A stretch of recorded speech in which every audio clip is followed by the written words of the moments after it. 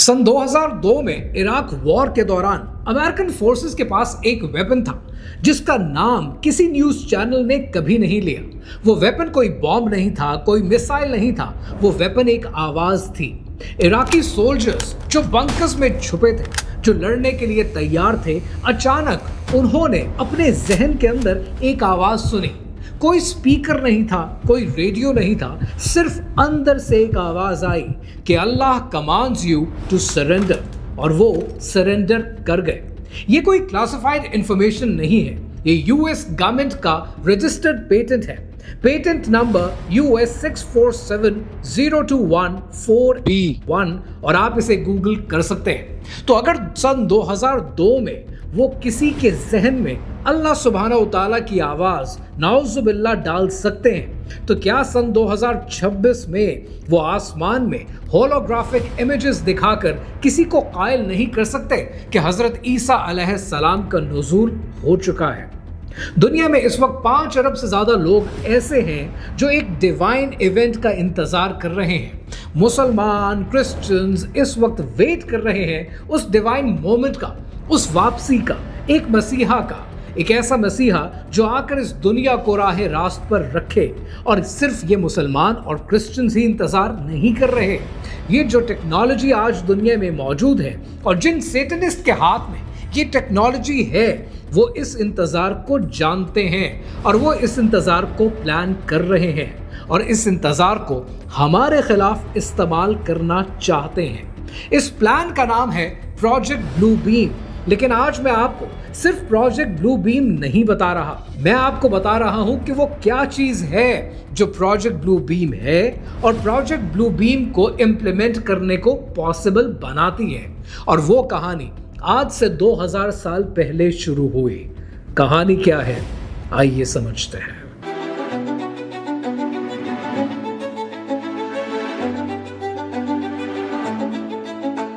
पहले मैं आपको 3 चीजें बताता हूं। ये 3 चीजें डॉक्यूमेंटेड हैं, रजिस्टर्ड हैं, यूएस गवर्नमेंट के पेटेंट हैं, पब्लिक रिकॉर्ड में शामिल हैं, वेरीफाइड हैं। फिर मैं आपको बताता हूं कि ये मैटर क्यों करते हैं। पेटेंट नंबर 1, ये यूएस पेटेंट है जिसका नंबर है 3951134 और ये फाइल हुआ है 1974 में और ये पेटेंट ग्रांट कर दिया गया 1976 में।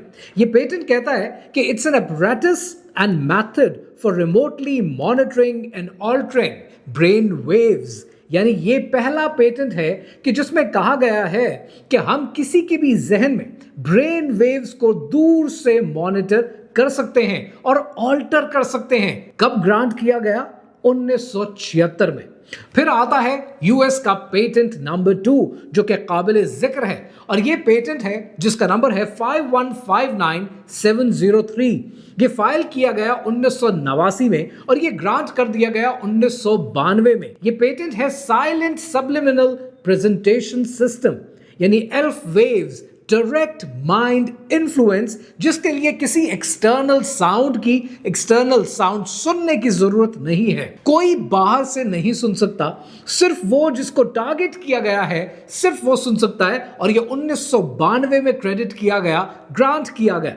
फिर आता है पेटेंट नंबर 3 जिसका नंबर है 6470214B1। 1996 में फाइल हुआ और सन 2002 में इसे ग्रांट कर दिया गया। यह है method and device for implementing the radio frequency hearing effect यानी वॉइस टू स्कल। दरमियान में कोई कम्युनिकेशन चैनल नहीं है। कंफर्म्ड यूज हुआ है ये इराक की वॉर में और ये साइऑप्स के लिए इस्तेमाल किया गया।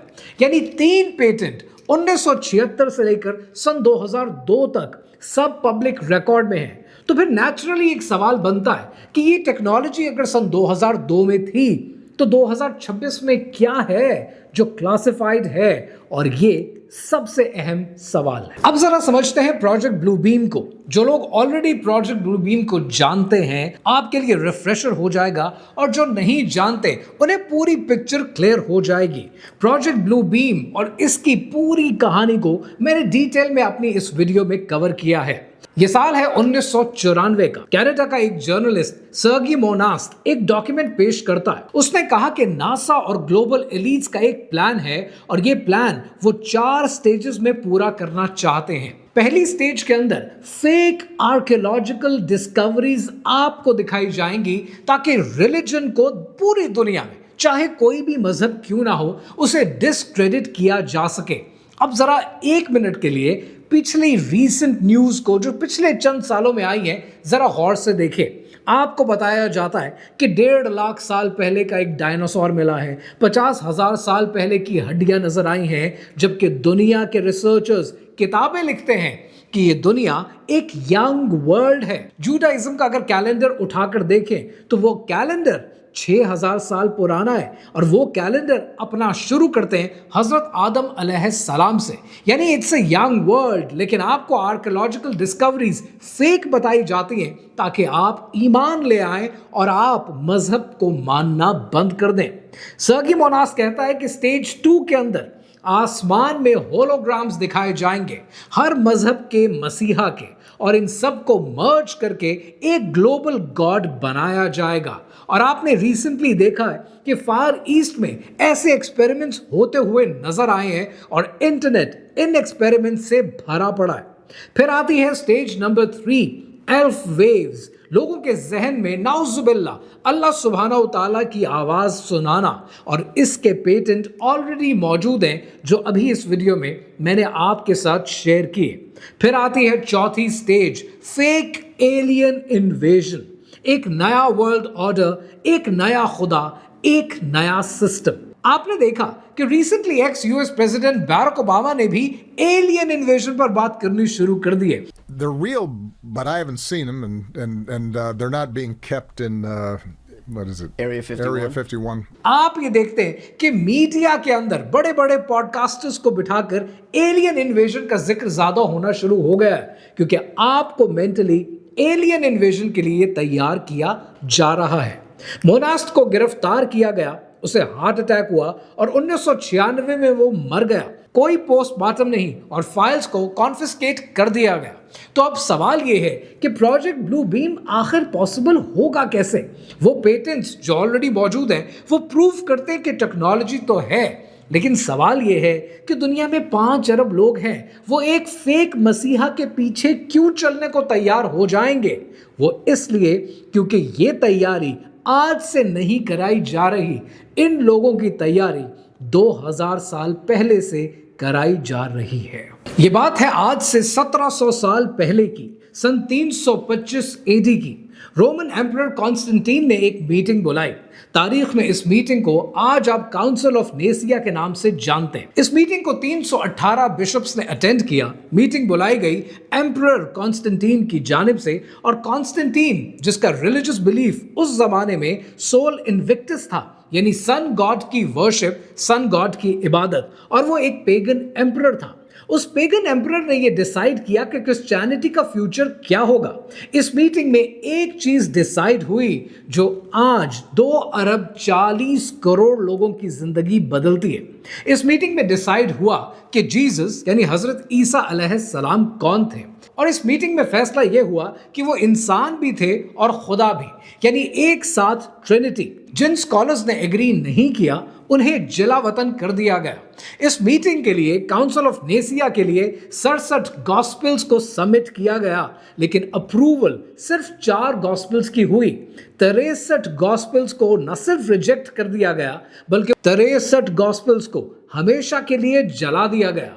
किसी ने वोट नहीं दिया, कॉन्स्टेंटीन ने डिसाइड कर दिया, और फिर सन 1947 में कमरान के रेगिस्तान में एक बद्दू गडरिये को कुछ गारों के अंदर कुछ मर्तबान मिले, और उन मर्तबानों के अंदर 2000 साल पुराने स्क्रॉल्स बरामद हुए, और उन स्क्रॉल्स को आज आप डेड सी स्क्रॉल्स के नाम से जानते हैं। मैंने अपनी इस वीडियो में डेड सी स्क्रॉल्स का तफसील से जिक्र किया है और आप तक ऑथेंटिक इंफॉर्मेशन पहुंचाई है। डेड सी स्क्रॉल्स डिस्कवर होते हैं 1947 में, लेकिन वेटिकन उन्हें रिस्ट्रिक्ट कर देता है पब्लिक एक्सेस के लिए सन 1991 तक, यानी 40 साल। इन स्क्रॉल्स में लिखा क्या था? इन स्क्रॉल्स में हजरत ईसा अलैहिस्सलाम को एक्सक्लूसिवली एक प्रॉफिट डिस्क्राइब किया गया है। कोई डिविनिटी नहीं, कोई ट्रिनिटी नहीं। और ये मल्टीपल एकेडमिक ट्रांसलेशन से कंफर्म होता है कि पोस्ट 1991 एक्सेस अवेलेबल था, इससे पहले ये एक्सेस नहीं दिया गया। इवन अगर आप स्कॉलर्स को पढ़ें, जॉन एलेग्रो और गैसा वर्मिस ने भी कंफर्म किया है कि प्री 1991 ये डॉक्यूमेंट्स पब्लिक एक्सेस के लिए नहीं थे। 40 साल तक छुपाया गया। क्यों? क्योंकि वो टेक्स्ट वही बात कंफर्म करते हैं जो इस्लाम 1400 साल से कह रहा है कि हज़रत ईसा अलैहिस्सलाम एक नबी है, बंदा खुदा हैं और वो वापस आएंगे। लेकिन यहाँ मैं क्रिश्चियनिटी पर बात नहीं कर रहा, मैं बात कर रहा हूँ उस इंस्टीट्यूशन की जिसने ये फैसला किया कि एक एम्परर को अपनी किताब का एडिटर बना दिया जाए। ये कहानी फेथ की कहानी नहीं है, ये कहानी ईमान की कहानी नहीं है, ये कहानी सियासत की कहानी है। अब जरा इस सब को कनेक्ट करते हैं। प्रोजेक्ट ब्लू बीम का स्टेज 2 क्या है? आसमान के अंदर रोशनी, डिवाइन फिगर हजरत ईसा अलैहिस्सलाम की जो आसमान से उतरते हैं, वो आसमान से आते हैं, रोशनी होती है, डिवाइन लाइट होती है, विंग्स होते हैं, एंजल्स होते हैं। ये वर्जन होलोग्राम से परफेक्टली रेप्लिकेट किया जा सकता है। ये कोइंसिडेंस नहीं है, उन्होंने वो वर्जन अडॉप्ट किया है, वो वर्जन चूज किया है जो उनका टेक्नोलॉजी बेस सपोर्ट करता है। 2000 साल पहले उन्होंने एक ऑडियंस को तैयार किया है और 2026 में शायद ये शो वो प्रेजेंट करने वाले हैं। आज जरा होलोग्राफिक मार्केट को देखें। होलोग्राफिक एआई मार्केट सन 2025 में $10 बिलियन क्रॉस कर चुकी है। Laser based mid air projection को स्क्रीन की जरूरत नहीं होती है और ये बात peer reviewed optical journals already confirm कर चुके हैं। और अगर आप 2025 की डीप स्ट्राइक सिक्योरिटी रिपोर्ट पढ़ें तो वो कहती है कि डीप फेक 2023 में सिर्फ 5 लाख थे, 2025 के आखिर तक 80 लाख डीप फेक्स मार्केट में सर्कुलेट कर रहे हैं, यानी 900% ग्रोथ रेट। और वॉइस क्लोनिंग के बारे में खुद फॉर्च्यून ने दिसंबर 2025 में लिखा है कि 2026 में indistinguishable threshold already voice cloning cross कर चुकी है। आसमान में फिगर ड्रोन्स और लेजर के जरिए, उन फिगर्स की आवाज एल्फ वेव्स के जरिए सीधा आपके दिमाग में, एआई जनरेटेड वीडियो क्लिप से सोशल मीडिया पे कॉन्फर्मेशन, और ऑडियंस वो ऑडियंस जिसे 2000 साल से तैयार किया जा रहा है। लेकिन यहां पर एक इंपॉर्टेंट एलिमेंट है, एक बड़ी इंपॉर्टेंट बात है, और वो ये कि दुनिया के जितने भी ये सेटनिस्ट हैं, प्रोजेक्ट ब्लू बीम के हवारी हैं, इनके प्लान में एक एलिमेंट है जो बिल्कुल फिट नहीं होता है, वो इनकी कहानी का हिस्सा ही नहीं बन पाता, और वो है कुरान मजीद। उन्होंने इंजील को एडिट किया, उन्होंने गॉस्पेल के 63 वॉल्यूम जला दिए, उन्होंने डेड सी स्क्रॉल 40 साल तक छुपा दिए, लेकिन कुरान मजीद को वो नहीं रोक पाए। और ये सिर्फ ईमान की बात नहीं है, ये एक वेरीफाइबल मैथमेटिकल फैक्ट है। डॉक्टर रशद खलीफा, उन्होंने 1974 में एक कंप्यूटर बेस्ड एनालिसिस पेश किया कुरान मजीद का। उन्होंने कहा कि बिस्मिल्लाह में 19 हरूफ हैं और 19 को जब ज़रब देते हैं 6 के साथ तो वो बनता है 114, और कुरान मजीद में सूरतें 114 हैं। पहला रिवील्ड वर्ड इक़रा है जो कि कुरान मजीद में 19 बार आता है, और कुरान मजीद में जितने अल्फाज हैं, कुरान हकीम के इन अल्फाज को 19 पे डिवाइड किया जा सकता है। ये कोड इतना लेयर्ड है कि अगर आप एक हर्फ भी चेंज करने की कोशिश करें नाउजुबिल्लाह, तो पूरी मैथमेटिकल इक्वेशन, पूरा मैथमेटिकल सिस्टम वो कोलैप्स कर जाता है। और कोई इंसान 7वीं सदी ईस्वी में ये डिजाइन करने की सलाहियत नहीं रखता था। कोई कंप्यूटर के बगैर इस सब को मेंटेन नहीं कर सकता था। इसीलिए प्रोजेक्ट ब्लू बीम के जरिए इस्लाम में मौजूद मसीहा के कॉन्सेप्ट को बदला नहीं जा सकता, क्योंकि इस्लाम हजरत ईसा अलैहिस्सलाम की वापसी के बारे में बिल्कुल क्लियर है, बहुत स्पेसिफिक है, जिस इवेंट को मैन्युफैक्चर्ड इवेंट नहीं किया जा सकता। फजर के वक्त दमिश्क के मशरकी जानिब, और ये बात है सही मुस्लिम 2937 ए की।